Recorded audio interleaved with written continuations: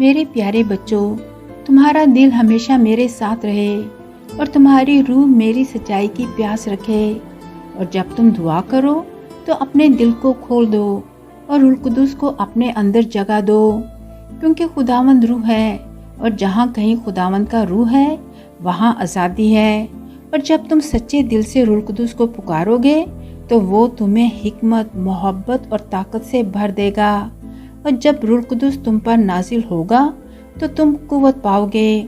وہ تمہیں سکھائے گا کہ کیسے جینا ہے اور کیسے اپنے دشمنوں سے محبت کرنا ہے اور کیسے خدا کے قریب جانا ہے۔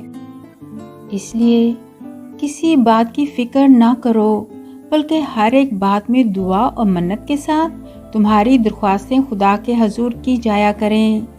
بلا ناغہ دعا کرو اور ہر ایک بات میں شکر گزاری کرو، کیونکہ تم سب کی بابت میرے آسمانی باپ کی یہی مرضی ہے۔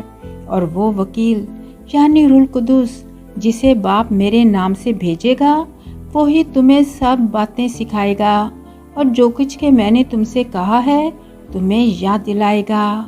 اور اگر تم میری باتوں کو یاد رکھو گے اور ان پر عمل کرو گے تو جو کچھ تم چاہتے ہو مانگو، وہ تمہارے لیے ہو جائے گا۔ اور یاد رکھو کہ میں دنیا کے آخر تک ہر روز تمہارے ساتھ ہوں۔